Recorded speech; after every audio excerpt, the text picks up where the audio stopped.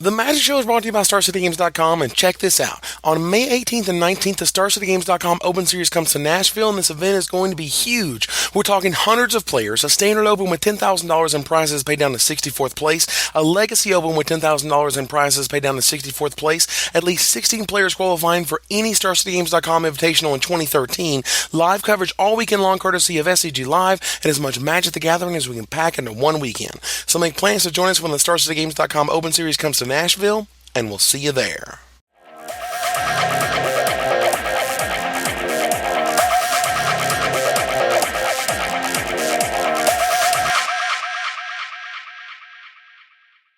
Hello everybody, and welcome to another edition of the Magic Show. Now this week we're back from my 34th place showing in Charlotte over the weekend, where I got to see in perfect clarity how good I thought I was versus how good I am in real life. Yeah, I needed that perspective. Anyway, it was a ton of fun slinging spells in a competitive environment, and rest assured, old Resto, Thragtusk, and Angel of Serenity are just as dumb and overpowered as they always were, and fun. Don't forget fun. That said, a few interesting tidbits I learned over the course of the weekend. Now first, Gruul War Chant is a standard-worthy card. Yes, you take your Orcish Oriflame, your Pyreheart Wolf, you stick them together, you put on some Candlelight and Kenny G, and voila, you have yourself one terrific enchantment. No one sees it coming, and until people do, your turn 4 Gruul War Chant is going to be a terrifically effective weapon against almost anything you're playing against. Secondly, the Kryptonite to Junk Reanimator is ban hexproof. Oh my god, that deck stomps your crap in, and it's not close. You simply can't interact with them at all. You have no removal that doesn't target, and you can't block the super enchanted Invisible Stalker, and yes, they did just functionally reprint Armadillo Cloak. But you know what? I don't want to hear about the old known archetypes. Give me something shiny, something new, something exciting. And by God, second place at the StarCityGames.com Classic in Pittsburgh this weekend delivered it. Have you seen Voice of Servitude? Oh man, this deck is so sweet, for real. The whole thing is just one big ball of awesome synergy built on synergy. Let's count the ways. Now first, every creature, except for that pesky 3-of Deathrite Shaman to counteract Reanimator, is a 2-drop, which is nice. Secondly, we got the Sacrifice synergy with Blood Artist plus Bloodthorn Vampire and Cartel Aristocrat. This sacrificing, of course, turns on Morbid, so Skurstack High Priest goes to work, and Voice of Resurgence leaves behind an Elemental, while Strangleroot Geist comes right back. Meanwhile, Grisly Salvage is getting all of those 2-drops in your yard, Lingering Souls is out there for value, and do we need a Planeswalker? Why, sure we do. So Garruk Relentless is hanging out. All I can say is this deck is a sweet one, and one of the first truly new and interesting archetypes I've seen in Dragon's Maze Standard. Now as you know, or should know, Pro Tour Dragon's Maze begins this weekend, and we should see some really sweet block action. Now, for those who try and eschew the format, remember that this block Pro Tour usually foretells next year's Standard. Now, what happened last year at Pro Tour Avacyn Restored? Now, beyond the Outlier Miracle deck, which, yeah, I know won the Pro Tour and yada yada, it just never took off. And you can see a lot of what Standard looks like today in the rest of those decks. You have the hyper-aggressive Naya decks, what can be called today as Naya Blitz. John Finkel and Gaudinas Vitiguras played Ban Hexproof, a deck I was complaining about just a second ago. Wolfear Silverheart was the breakout card of the tournament, an animal that still sees criminally little play these days. All I'm saying is, while it's a rough sketch, the decks that do well at this weekend's Pro Tour will impact us immediately in providing new powerful deck ideas, but will also be very important when Theros comes along to help guide us as to what the most powerful strategies exist when Innistrad isn't around any longer. Moving on, let's discuss a little Modern Masters. Now quickly shooting to $300 a box, which is, damn people, a lot. This set is going to be very, very sought after, with a foil in every pack, and with one of those foils being possibly Tarmogoyf and God knows what else, these packs will quickly disappear as hoarders of all shapes and sizes will be buying boxes and cases never to be opened, only to appreciate over time. Speculators, get to speculating. M14 is next, and Wizards, look, I have a small problem with what's going on with Slivers, okay? I'm not exactly happy about what has happened to them. Now, before I further explain it, let's discuss what Slivers are, how they work, and why people liked them in the first place. Slivers debuted in Tempest, and they were a huge hit. Slivers were the first ever super tribe to truly span beyond their colors, with all 5 colors of Magic getting them, and all of them helping out each other. Looking like a sliver of metal or organic material, they would share their abilities in a hive mind sense. Slivers returned in Time Spiral, where they were a super cool block constructed deck with Wild Pair, and were simultaneously broken in Two-Headed Giant Limited, where Jacob Van Luden and Chris Lockman were instantly dubbed the Sliver Kids, as the virulent Sliver did terribly unfair things with cohorts like the ironically named Two-Headed Sliver.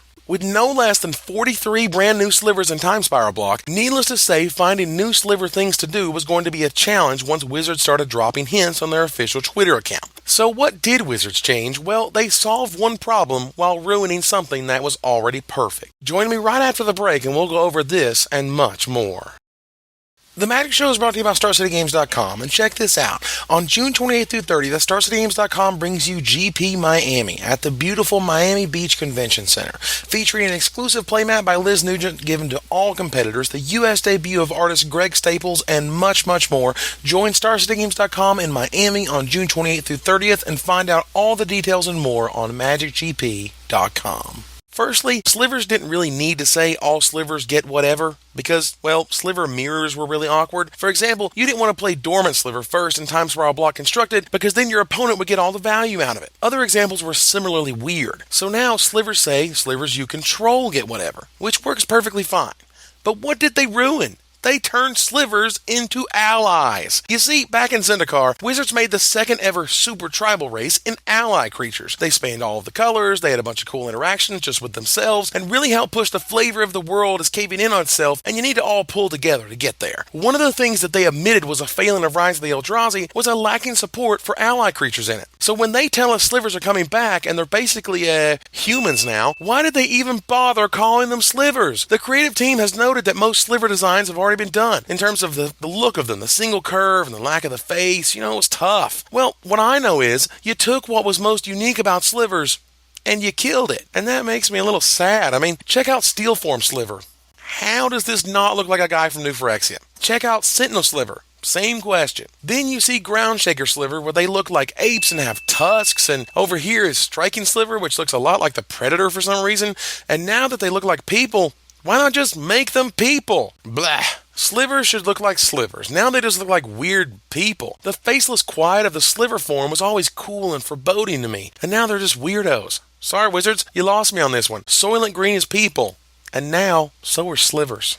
You know how Wizards likes to spoil random cards and booster packs accidentally? The old Rootborn Defenses, some Flux Mage spoilage that occurred in the last few months? Then, as a store owner was giving out promo Mazes Ends, lo and behold, 3 new Judge foils popped out. Now, I know there's guerrilla marketing, but this is just ridiculous. Check out Overwhelming Forces, a card that is currently clocking in at $140. And there's Show and Tell, which, yes, I checked too, is not on the reserve list, and thank all that's holy for that one. And finally, Vindicate, that is using art that is in no way at all, seriously, supposed to have been used in the Sorin versus Tabal deck. Except it has Sorin in it, with a quote from him, in the same style of all the art in Innistrad and the dual deck itself. Alright, also, putting Vindicate in that dual deck would have been just insane, so it all makes sense. All I know is, now I just want a sweet Show and Tell foil because one's never existed, and while I'm not getting rid of my original Judge foil Vindicate, I still like this one. And to complete our rundown of random Magic stuff that has occurred since my last show, the Strength of Celestia event deck, the green-white populate deck, does not in fact feature Temple Garden as its single shockland. What shockland is in there? Why, it's Godless Shrine, because you need that to flashback Lingering Souls, right?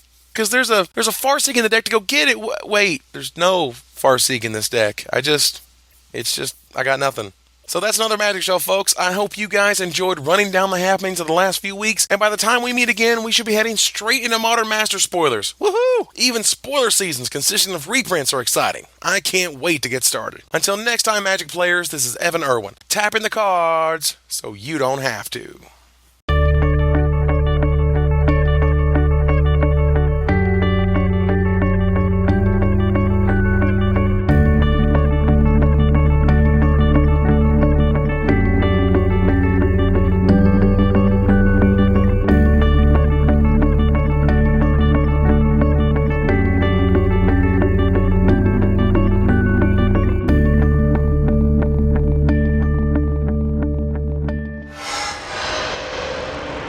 Always like the fatties.